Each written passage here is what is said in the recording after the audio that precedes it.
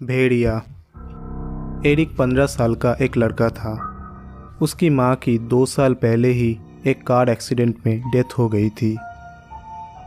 उनके गुजरने के बाद एरिक बहुत मायूस हो गया था। एरिक के डैड की नाइट शिफ्ट होने की वजह से वो उसके साथ ज़्यादा वक्त नहीं गुजार पाते थे। एरिक ने धीरे धीरे अपने दोस्तों से भी बात करना बंद कर दिया था। एरिक अपने क्लास में अकेला बैठकर बस अपनी किताब में ड्राइंग्स बनाते रहता था। पर एक दिन एरिक के साथ कुछ ऐसा हुआ जिसने उसकी ज़िंदगी बदल दी। उस दिन एरिक के क्लास में एक नया स्टूडेंट माइकल एडमिट हुआ। माइकल दिखने में एक बहुत ही शर्मीला लड़का था। उसके ब्राउन बाल उसके पूरे माथे को ढके हुए थे और उसकी नीली आंखें उसके बालों के बीच से चमक रही थी। माइकल की इंट्रोडक्शन के बाद वो एरिक के साथ आके बैठ गया।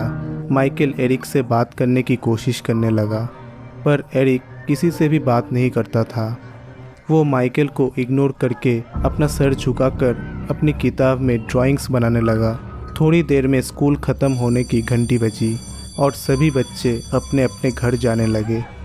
एरिक भी अपने साइकिल पर स्कूल से बाहर निकला कि तभी उसने देखा स्कूल गेट के बाहर कुछ लड़के माइकल को बुली कर रहे थे। माइकल ने एरिक को देखते ही उसे मदद के लिए बुलाया, पर एरिक ने उस पर ध्यान नहीं दिया और अपनी साइकिल लेकर वहां से चला गया। लेकिन कुछ दूर पहुंचकर एरिक को बहुत बुरा लगने लगा। उसके दिमाग में बार बार मदद मांगता हुआ माइकल आ रहा था। वो वापस स्कूल गया, लेकिन वहां पहुंचकर उसने देखा कि वहां कोई भी नहीं था। तभी एरिक को माइकल अपनी साइकिल से एक रास्ते पर जाते हुए दिखाई दिया। उसके पीछे वही लड़के लगे थे जो उसे बुली कर रहे थे। एरिक भी माइकल की मदद करने के लिए उसके पीछे चला गया। साइकिल चलाते चलाते वो एक ऐसे रास्ते पर आ गया जिसके दोनों तरफ जंगल था। एरिक को लगा कि वो शायद भटक चुका है और उसने वापस मुड़ने के सोचा, लेकिन वो जैसे ही मुड़ने लगा उसे जंगल के एक तरफ से थोड़ी हलचल सुनाई दी। एरिक ने उस तरफ नज़र उठाकर देखा तो रोड के साइड पर लगी झाड़ियाँ बहुत ज़ोर ज़ोर से हिल रही थी।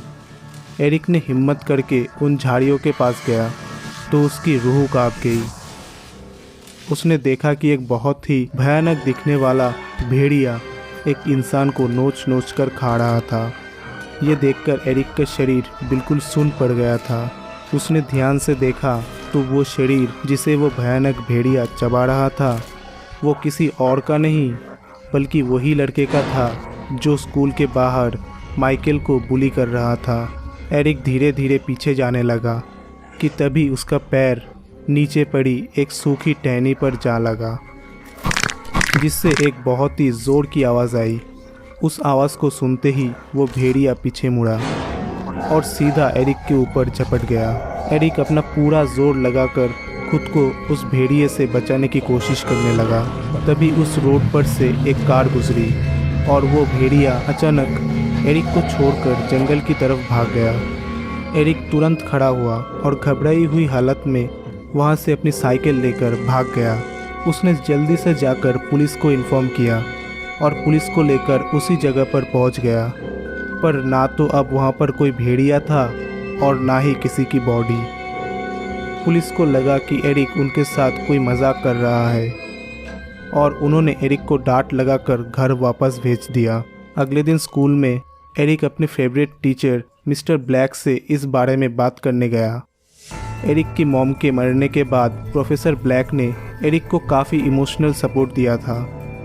एरिक को यकीन था कि कोई उसकी बात समझे ना समझे, मिस्टर ब्लैक ज़रूर समझेंगे। एरिक ने अपने साथ हुआ किस्सा उन्हें बताया और एरिक की बात सुनकर मिस्टर ब्लैक हैरान हो गए और उन्होंने अपने कमरे की दरवाजे को बंद किया और अलमारी से एक पुरानी सी किताब निकाली। एरिक को कुछ समझ नहीं आ रहा था, पर फिर मिस्टर ब्लैक ने उस किताब को खोला और कहा कि उन्हें ऐसा लगता है कि एरिक ने कल जो देखा वो कोई मामूली भेड़िया नहीं था बल्कि एक वेयरवुल्फ था। वेयरवुल्फ यानी ऐसे मिथिकल क्रिएचर्स जो वैसे तो इंसानी रूप में रहते हैं, पर आपे से बाहर हो जाने के बाद या किसी चांदनी रात में एक भयानक भेड़िए में बदल जाते हैं। ये सुनते ही एरिक के दिमाग में बस एक ही बात चल रही थी। वो माइकल के पीछे उस रास्ते पर गया था और जो बच्चा कल मारा गया वो माइकल को ही बुली कर रहा था।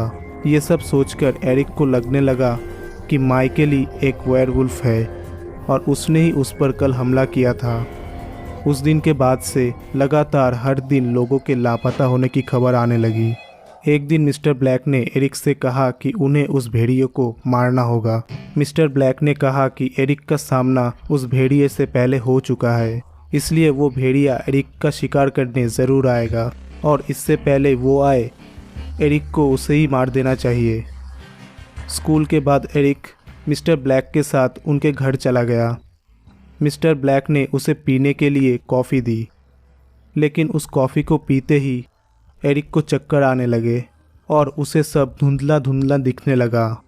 उसने देखा कि मिस्टर ब्लैक अपने बेडरूम की तरफ जा रहे हैं। बाहर बहुत रात हो चुकी थी और चांद भी नज़र आ रहा था। एरिक बेहोशी की हालत में ये सब देख ही रहा था कि अचानक एरिक को मिस्टर ब्लैक के बेडरूम से एक ज़ोर की आवाज़ आई। एरिक तुरंत उठकर बेहोशी की हालत में उनके कमरे के दरवाजे की तरफ गया। दरवाज़ा अंदर से लॉक था।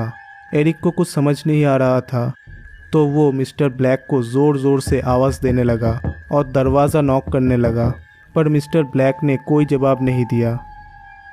एरिक को अंदर से किसी भेड़िए की गुहार करने की आवाज़ आ रही थी। एरिक ने कीहोल से जैसे ही कमरे के अंदर देखा तो उसके होश ही उड़ गए। एरिक के आंखों के सामने ही मिस्टर ब्लैक की रीढ़ की हड्डी गोल हो गई और उनके पूरे शरीर पर बड़े बड़े बाल उगने लगे। उनका मुंह लंबा होने लगा और दांत एक जानवर जैसे हो गए। कुछ ही सेकंड्स में मिस्टर ब्लैक उस खूंखार भेड़िए में बदल चुके थे। एरिक समझ गया था कि वो वेयरवुल्फ माइकल नहीं बल्कि मिस्टर ब्लैक ही थे, पर इससे पहले कि वो कुछ कर पाता, मिस्टर ब्लैक ने दरवाज़ा तोड़ते हुए एरिक के ऊपर हमला कर दिया। वो एरिक को नोचने लगा और एरिक दर्द में अपना हाथ इधर उधर मारने लगा कि तभी उसके हाथ में मिस्टर ब्लैक का लाइटर आ गया। एरिक ने जैसे ही वो लाइटर जलाया, वो भेड़िया पीछे हट गया। एरिक ने आसपास की सारी चीज़ों को जलाना शुरू कर दिया। आग के डर से वो भेड़िया वहाँ से भाग गया। जब पुलिस मिस्टर ब्लैक के घर पहुँची तो उन्हें दिखा कि मिस्टर ब्लैक का घर जला पड़ा है और एरिक एक कोने में बेहोश पड़ा है। एरिक को जब होश आया तो उसने पुलिस को सब कुछ बताया, लेकिन उस दिन से मिस्टर ब्लैक भी गुमशुदा लोगों के लिस्ट में शामिल हो गए थे। पुलिस को भी अपनी इन्वेस्टिगेशन में कुछ नहीं मिला।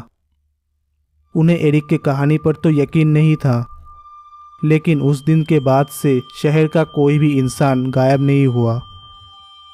एरिक उस दिन बाल बाल बच गया, लेकिन अपने साथ हुआ वो भयानक एक्सपीरियंस वो शायद कभी नहीं भूलेगा। आपको क्या लगता है, क्या हुआ मिस्टर ब्लैक का? कमेंट्स में ज़रूर बताइएगा।